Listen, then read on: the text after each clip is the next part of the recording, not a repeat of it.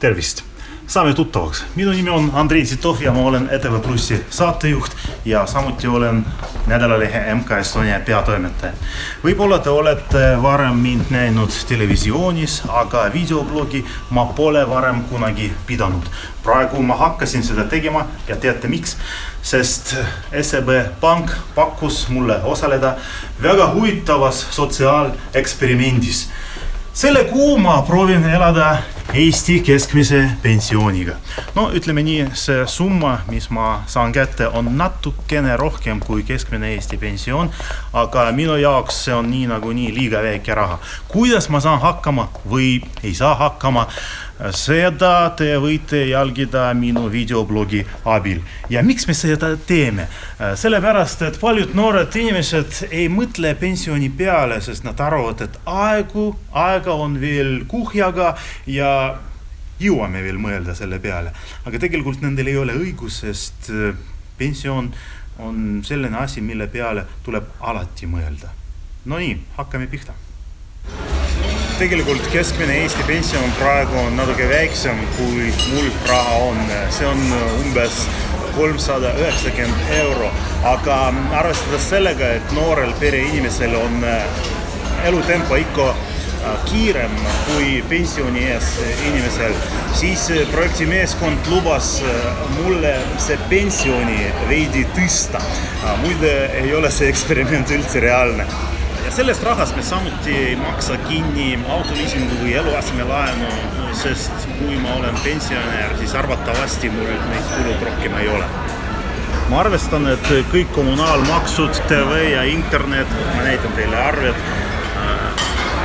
mul on umbes 200 € kuus.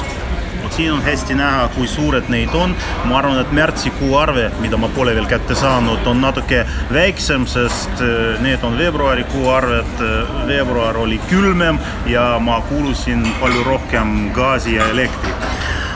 Aga 200 €, see on kindlasti ja kui veel lisame siia side, telefon, internet, televisioon ja nii edasi, siis läheb maksma 250 € kuus. Jagame see summa pooleks. Üks pool maksab siiski muu naine, sest muide see eksperiment ei ole reaalne, ma ei saa hakkama. Seega siis 125 € võtame minu eelarvest maha ning elamiseks jääb kätte umbes 75 € nädalas.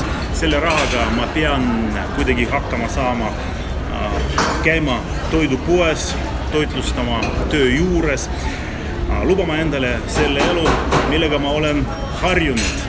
See ei ole küll nii lihtne, nagu see võib-olla paistab.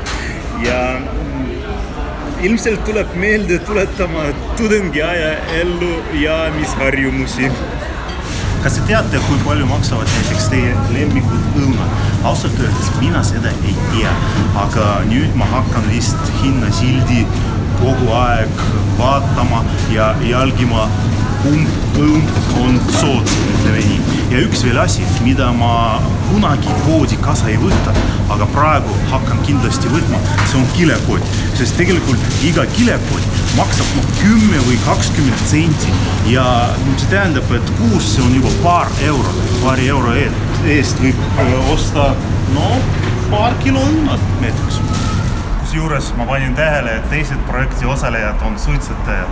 Mina jätsin suitsetamisest maha 4 aastat tagasi ja võin ausalt öelda, et see on suur kokkuhoid. See on väga hea kui nii rahakotile kui ka tervisele. Jätke suitsetamist maha, sõbrad. Aga mul on olemas auto. Võib-olla pensioni eas ma nii palju autoga ei sõida ja rohkem kasutan tasuta ühistranspordi. Aga praegu ma kahjuks ilma autota ei saa. Kui palju ma kulun kütusele, näitab aeg. Kuu lõpus vaatame ja kontrollime. Aga praegu pean arvestama sellega, et kohustuslik liikluskindlustus maksab orienteeruvalt 9 € kuus. Tähendab, minu eelarvest peab siis veel 9 € maha võtma.